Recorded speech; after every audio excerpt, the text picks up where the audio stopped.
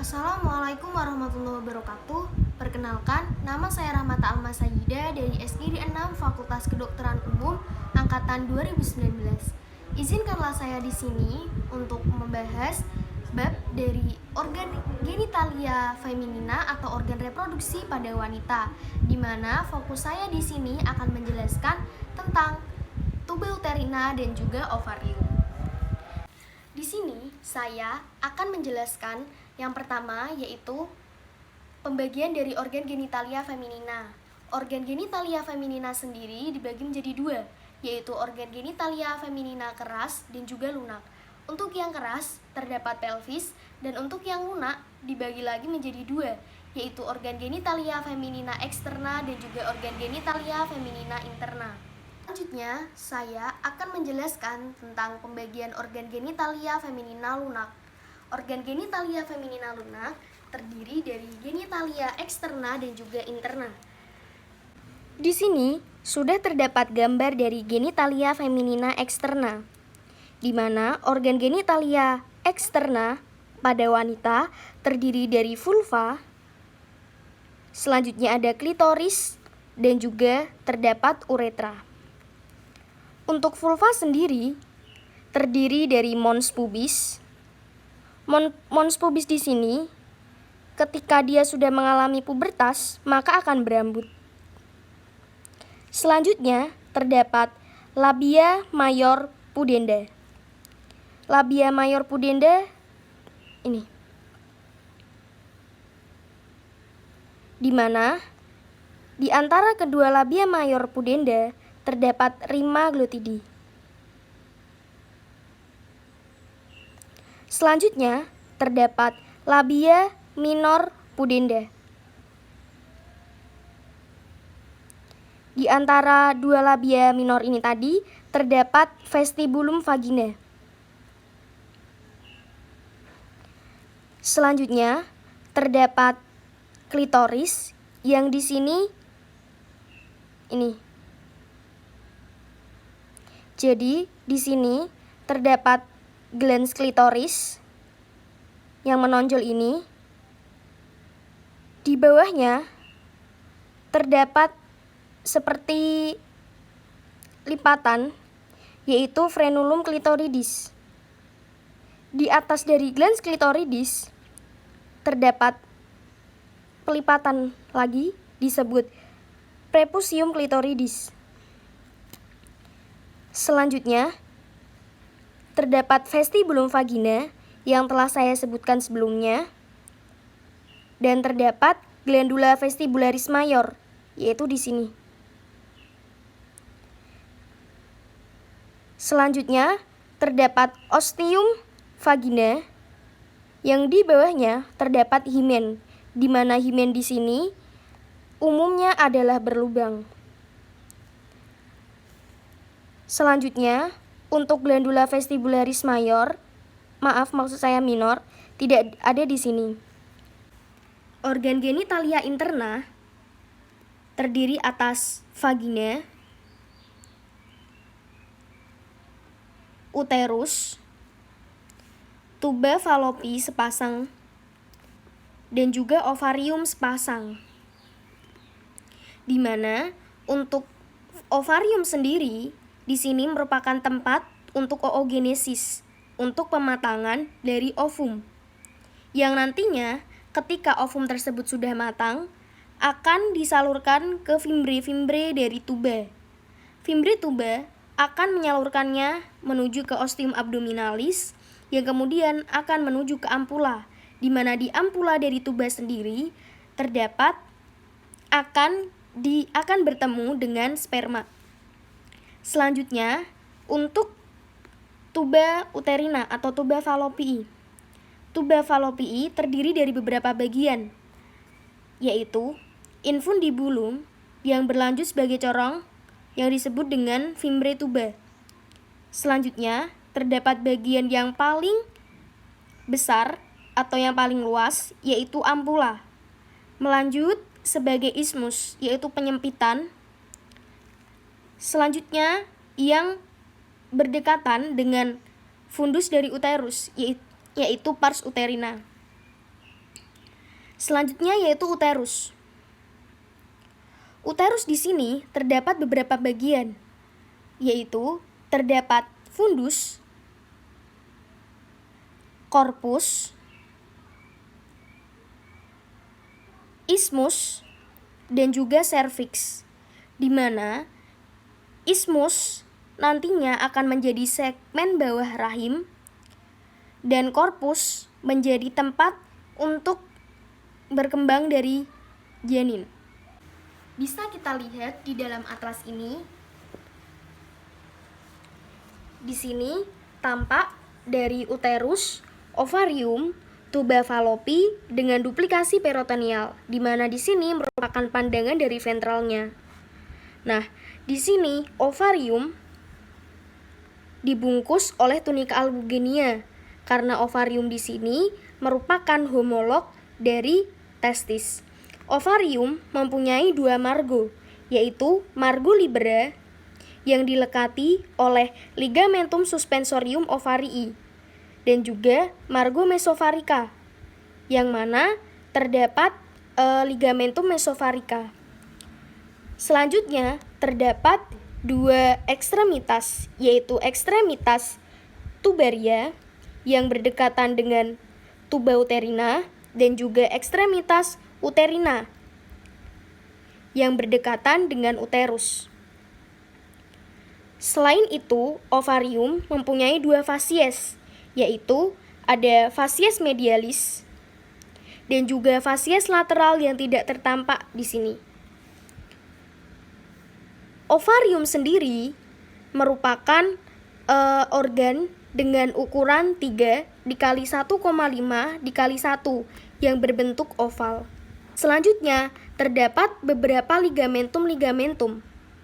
Yang pertama ada ligamentum latum dari uteri, atau bisa juga disebut broad ligamentum. Di sini merupakan lipatan peritoneal yang terletak secara frontal dari mesovar dan juga mesosalping, di mana mesovarium sendiri merupakan ligamentum yang menyokong dari ovarium dan juga mesosalping itu yang menyokong dari uterusnya. Nah, selanjutnya ada ligamentum kardinal atau transversum cervicis. Ligamentum kardinal ini merupakan jaringan ikat yang mengikat dari serviks ke dinding pelvis lateral. Selanjutnya, terdapat ligamentum teres uteri, di mana ligamentum teres uteri hanya terdapat di gambar ini. Di sini terdapat ligamentum teres uteri. Selanjutnya, ligamentum ovarii proprium. Ini merupakan ligamentum ovarii proprium, yaitu ligamentum yang menghubungkan ovarium dan uterus. Selanjutnya, terdapat ligamentum suspensorium uteri, ovari maksud saya, yang sudah saya jelaskan tadi, yang mana dia menempel ke margo libera dari ovarium. Nah, di sini ligamentum suspensorium ovari ini tadi, dia mengikat ovarium dan sisi dinding pelvis menuju ke arteri dan vena ovarium. Nah, di sini ligamentum suspensorium ovarii sendiri di sini tuh seperti terbungkus dari ligamentum latumnya. Nah, ini kan ligamentum latum dan ini ligamentum suspensorium ovarii. Jadi seperti terlihat terbungkus. Selanjutnya untuk lebih jelasnya di sini.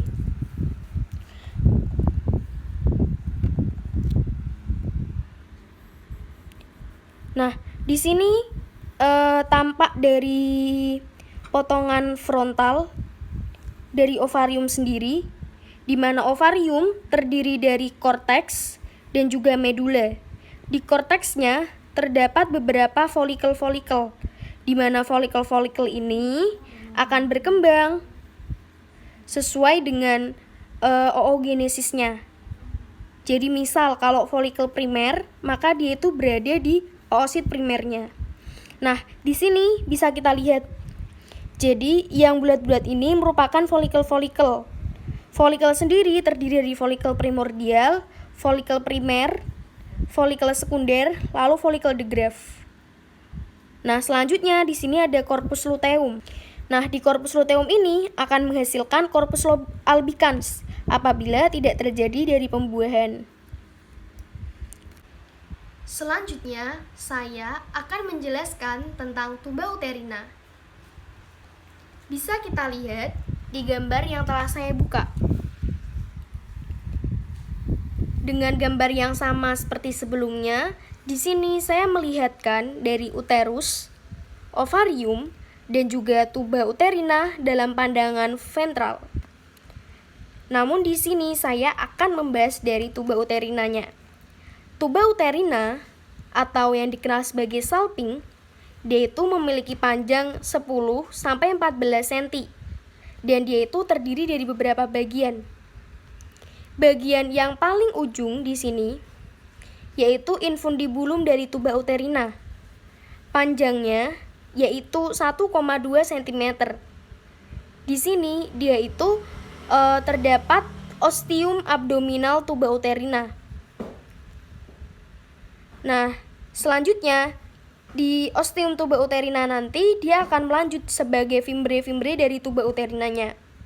Seperti yang kita ketahui sebelumnya, ketika ovum yang matang dari ovarium akan diterima oleh fimbre tuba uterina yang kemudian akan diteruskan ke dalam ostium abdominal tuba uterina. Selanjutnya, dari infundibulum akan masuk ke ampula. Ampula di sini merupakan bagian yang paling luas. Panjangnya itu 7-8 cm. Dan di sini itu dia bentuknya seperti bulan sabit di sekitar ovarium. Selanjutnya, dari ampula kita menuju ke ismus tuba uterina. Seperti yang kita ketahui, ismus merupakan bagian yang menyempit. Nah, jadi ismus di sini merupakan bagian yang paling sempit. Di sini terdapat konstriksi di transisi ke uterus. Selanjutnya terdapat pars intramural. Atau bisa dilihat dari sini. Ini pars intramural. Jadi pars intramural di sini atau pars uterina ini tadi, ini merupakan pars yang dia itu akan masuk ke uterus. Nah, di sini lebih jelasnya bahwa di sini ada fimbre-fimbre yang merupakan bagian dari infundibulum tuba uterina yang melanjut sebagai ampula. Bisa kita ketahui ampula ini merupakan bagian yang paling lebar. Selanjutnya dari ampula dia melanjut ke ismus. Nah, ismus di sini merupakan bagian yang menyempit. Dan juga ada pars uterina atau intramural. Nah, di pars uterina di sini terdapat ostium uterinum. Di sini ostium uterinum, di sini terdapat ostium abdominal. Selanjutnya, saya akan menjelaskan untuk vaskularisasinya. Selanjutnya, saya akan menjelaskan tentang tuba uterina.